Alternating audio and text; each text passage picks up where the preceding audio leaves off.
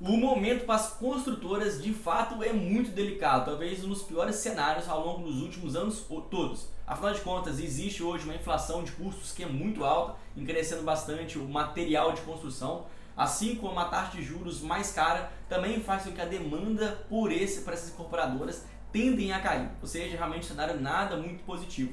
Mas ainda assim, nesse vídeo de hoje a gente vai focar nas incorporadoras de alto padrão construtivo. Afinal de contas, elas ainda tendem a ter uma performance um pouco mais resiliente do que as incorporadoras de baixa renda. Então fica comigo aqui até o final para você entender sobre a EasyTech, Trisul e também sobre a Cyrela, as três principais incorporadoras, uma das melhores incorporadoras da Bolsa de Valores. Antes disso, eu vou te pedir para trocar um like nesse vídeo, uma inscrição no canal, porque assim você ajuda o meu canal a crescer e ganhar mais relevância aqui dentro do YouTube. Vamos começar então com a EasyTech, que tem uma característica muito interessante de anticiclicidade. Inclusive é um conceito que a gestão gosta muito de utilizar, que se refere a quando o mercado está retraído, o mercado está realmente muito ruim, a empresa tende a congelar mais seus lançamentos. Ou seja, quando o mercado está ruim, ela para de lançar ou tenta reduzir suas vendas. Quando o mercado está aquecido, ela vai vendendo mais, aproveitando da euforia do mercado. Então é uma empresa que consegue atuar muito bem nessa contraciclicidade, fazendo com que historicamente a EasyTech inclusive fosse a empresa mais bem trabalhada, mais bem gerida e que sempre apresentou margem de lucro e rentabilidade muito superior. Mas no caso da EasyTech, justamente por estar vivendo um momento muito ruim, ela também teve que se adaptar ao novo contexto. Nesse caso, o número de lançamentos da empresa, comparando o primeiro semestre de 2022 com o primeiro semestre de 2021, teve uma retração de 36%, realmente algo bem relevante. Por outro lado, se ela lançou menos, ela conseguiu entregar mais imóveis, mas que também existe um comentário. Afinal de contas, se a gente para pensar, se são imóveis entregues, é porque já começou a construir já há algum tempo atrás. E, geralmente um ciclo de um novo empreendimento dura por volta de 3 anos, ou seja, se a partir de 2020, 2021 e agora 2022 o número de entregas subiu bastante, inclusive comparando o primeiro semestre desse ano com o primeiro semestre do ano passado, 4,5 vezes superior o volume de entregas.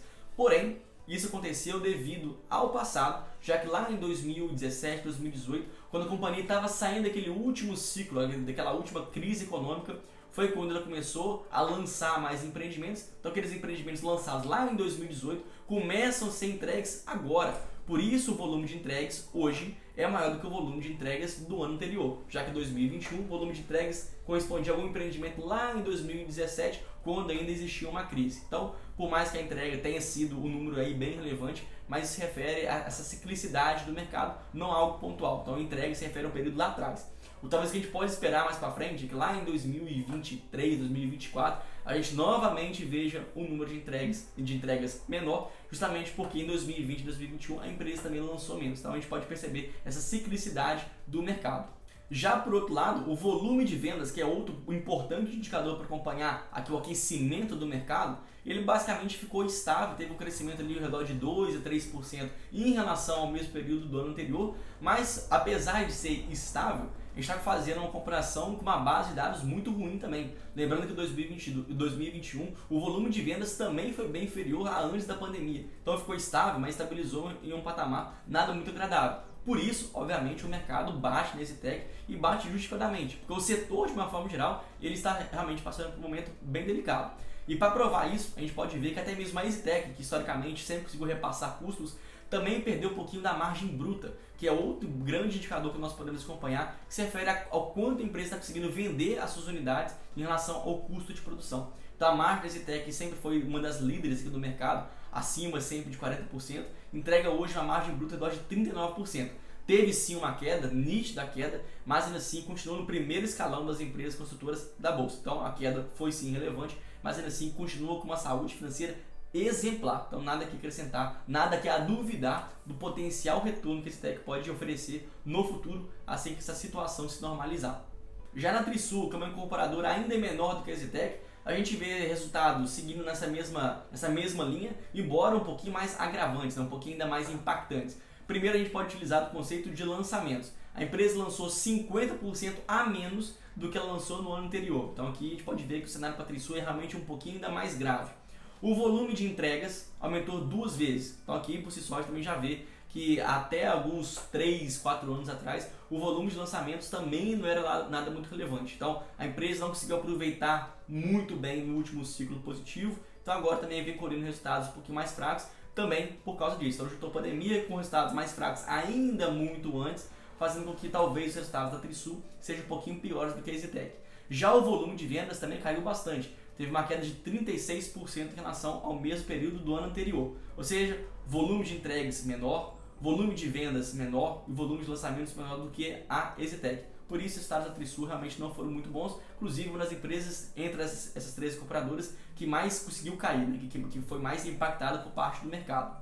Já em relação à sua lucratividade, a Trisul também teve queda. Ela saiu de uma margem bruta redor de 39% para 32%. Ou seja, ela hoje também menos lucrativa do que a EasyTech teve uma queda também relevante, talvez até em proporção semelhante à EasyTech, mas ainda assim também continua em um patamar muito bom. Então que tanto o EasyTech como também a Trisul, a gente pode perceber que apesar dessas quedas, continuam sendo empresas que estão no alto escalão, justamente por serem construtoras de mais alto padrão, tornando elas mais resilientes mesmo em períodos de crise. O que agora saiu um pouquinho dessa linha, dessa tendência, foi a Cyrela, que apesar de também não viver um cenário aí tão positivo, mas conseguiu se proteger um pouquinho a mais ainda do que as outras duas incorporadoras. No caso da Cyrela, o volume geral de lançamento subiu 43%, então é uma empresa que está sentindo um pouquinho menos ainda do que as outras duas, e ainda assim o volume de venda subiu 13%, que também não é um resultado maravilhoso, mas a gente pode ver que é um pouquinho melhor do que as demais incorporadoras. Porém, o que a gente pode também tirar de algum problema aqui, quando o número de lançamentos tende a subir muito mais que o volume de vendas, a gente vê que o estoque de unidades tende a aumentar. E estoque para essas incorporadoras é algo muito ruim. Afinal de contas, estoque pronto é imóvel que está envelhecendo sem conseguir vender, assim como custos. Tem que pagar o condomínio, tem que pagar o IPTU. Então são custos que a empresa tem que desovar aquilo o mais rápido possível. Então apesar da Cyrela ainda estar no cenário um pouquinho melhor, um pouquinho mais protegido, mas ainda assim o contexto para ela não é lá mil maravilhas. Então quando a gente compara a velocidade de vendas sobre oferta, é uma velocidade bem inferior ao que ela costuma fazer. Isso, na verdade, se repete para todas as demais competidoras. No caso, a Trisul e também a EasyTech, que também vem sofrendo bastante com isso. E até por ter tido resultados um pouquinho melhores do que as demais incorporadoras, a gente também vê que a lucratividade da Cyrela foi a que menos caiu proporcionalmente em relação à Trisul e também a EasyTech. Por outro lado, a margem que caiu menos já era inferior no passado. Então hoje a gente vê que a margem bruta da Cyrela está ao redor de 31,5%, próximo a 32% da Trisul e 39% da EasyTech. Então foi uma queda menor, mas a empresa já tinha uma lucratividade também um pouquinho inferior. Então hoje é o contexto dessas incorporadoras. A gente vê que quase todas elas vêm sofrendo bastante, são poucas as empresas que conseguem avançar, conseguem escalar mais produção, vender mais, lançar mais. Então, de uma forma geral, todo o mercado tem de sofrer bastante. O sofrimento é tanto que o mercado não perdoa. Então a gente vê que hoje o preço dessas 13 incorporadoras estão realmente bem descontados em relação à sua média histórica. A gente está falando que a EasyTech, por exemplo, negocia hoje com P sobre VP de 0,80 vezes, que a Cyrela a 0,75 vezes e que a Trisul, por ter tido um resultado pior, por ser a menor dessas 13 incorporadoras, tem hoje um P sobre VP de 0,55 vezes. Ou seja, se a gente imaginar que historicamente essas companhias têm uma geração de valor, são empresas mais resilientes, com uma demanda mais estável, são empresas que conseguem entregar muito valor, a gente está considerando que hoje as empresas negociam com um preço realmente bem descontado da sua média histórica. Então agora eu quero te perguntar, você tem alguma incorporadora, construtora na sua carteira? E se sim, qual delas você tem? Deixa aqui nos comentários, eu quero ler um por um. Agradeço muito a sua atenção, espero que você tenha gostado aqui desse vídeo, eu espero você na próxima. Muito obrigado e até mais. Valeu!